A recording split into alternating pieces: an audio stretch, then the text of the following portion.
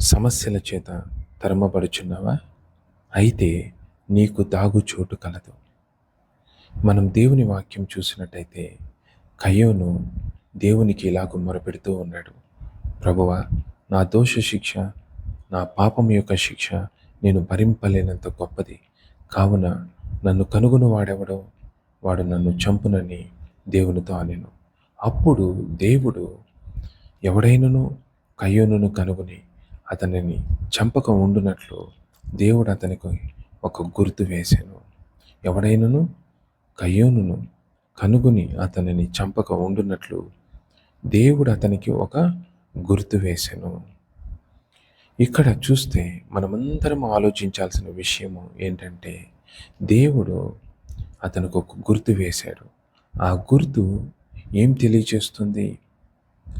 కయ్యోనుని ఎవ్వరు కూడా చంపకూడదు, కయ్యోనుని ఎవరు కూడా అతన్ని ముట్టకూడదు, కయ్యోనుకి ఎవరు కూడా హాని కలిగించకూడదు అని ఆ గుర్తు అక్కడున్న ప్రజలందరికీ కూడా తెలియచేస్తూ ఉంది.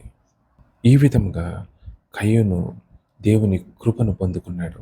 దేవుని ద్వారా, దేవుడు అతనికి ఇచ్చినటువంటి గుర్తు ద్వారా అతను కాపాడబడ్డాడు, భద్రపరచబడ్డాడు. అలాగునే మరొక వాక్యం మనం చూసినట్టయితే దేవుడు ఇశ్రాయేలు ప్రజలతో ఈ విధంగా చెప్తూ ఉన్నాడు. నేను ఐగుప్తు దేశమంతా సంచరించి ఐగుప్తు దేశమందలి మనుషులలోనే కానీ జంతువులలోనే కానీ తొలి సంతతి అంతయు హతము చేసి ఐగుప్తు దేవతలందరికీ తీర్పు తీర్చెదను. కాబట్టి మీరు నిర్దోషమైనటువంటి గొర్రె పిల్లను వధించి దాని యొక్క రక్తమును తీసుకొని మీ ఇంటి మీద తాకింపవలెను. అప్పుడు మీరున్న ఇండ్ల మీద ఆ రక్తము మీకు గుర్తుగా ఉండును. నేను ఆ రక్తమును చూచి మిమ్మను నశింపచేయక దాటిపోయేదను. మిమ్మును హతము చేయుటకు మీ ఇళ్లలోనికి సంహారుకుని చోరనీయుడు.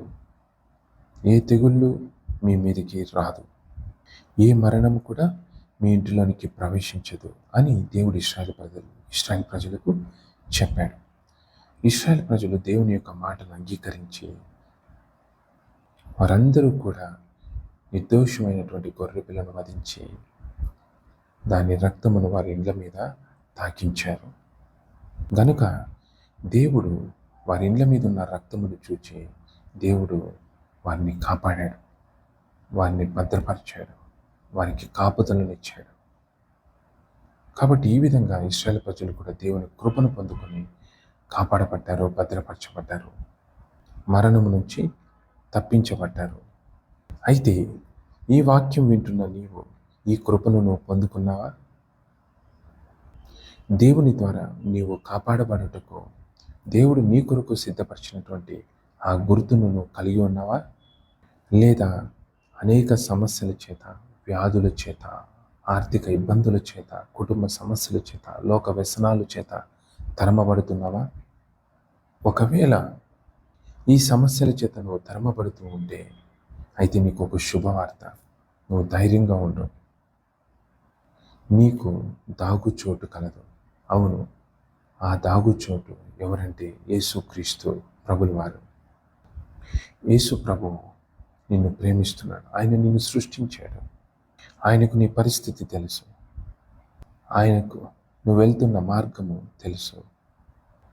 నిన్ను కూడా దేవుడు కాపాడాలని, నిన్ను కూడా ఆయన నిన్ను భద్రపరచాలని దేవుడు సిలువలో తన ప్రాణం పెట్టాడు. అవును, దేవుడు నీ పాపములను, నీ దోషములను తీసుకుని ఆయన మీద వేసుకుని సిలువకు వేయబడ్డాడు. ఆయన వెల చెల్లించాడు. ఆయన రక్తముతో నీ పాపములను కడిగివేసి నిన్ను క్షమించి నీతిమంతునిగా, నీతిమంతురాలిగా చేశాడు.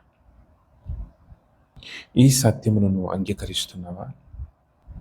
యేసయ్య తన రక్తముతో నీ పాపములను కడిగివేసి నిన్ను క్షమించి నీతిమంతునిగా, నీతిమంతురాలిగా దేవుడు చేశాడు.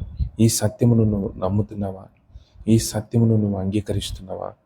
ఒకవేళ ఈ సత్యమును నీవు అంగీకరిస్తే నువ్వు నీతి అనే గుర్తును నువ్వు పొందుకుంటున్నావు.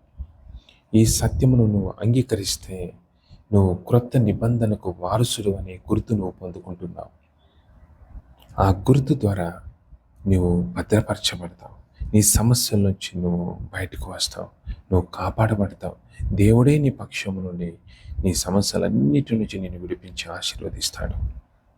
ఒకవేళ ఈ సత్యమును నువ్వు నమ్మకపోతే, ఒకవేళ ఈ సత్యమును నువ్వు అంగీకరించకపోతే, ఇదిగో నీ సమస్యల్లో నీవు బాధపడాల్సి వస్తుంది.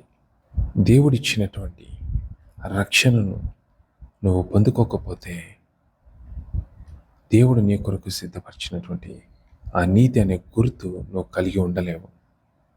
దేవుడిచ్చేటువంటి నీతి అనే గుర్తు నువ్వు పొందుకోకపోతే నీ బాధల్లోనే నువ్వు బాధించబడతావు. లేదా దేవుడు నీకు ఇస్తున్నటువంటి కృపను, దేవుడు నీకు తెలియజేసినటువంటి సత్యమును నువ్వు అంగీకరిస్తే, ఇక దేవుడే నీ పక్షమును ఉండి నీ యొక్క సమస్యలన్నిటిలో నీకు సమాధానం కలుగు చేస్తాడు. నీ సమస్యలన్నిటిలో నీకు విడుదలనిస్తాడు. నిన్ను గొప్పగా ఆశీర్వదిస్తాడు. నిన్ను గొప్పగా దీవిస్తాడు. ఆమేన్.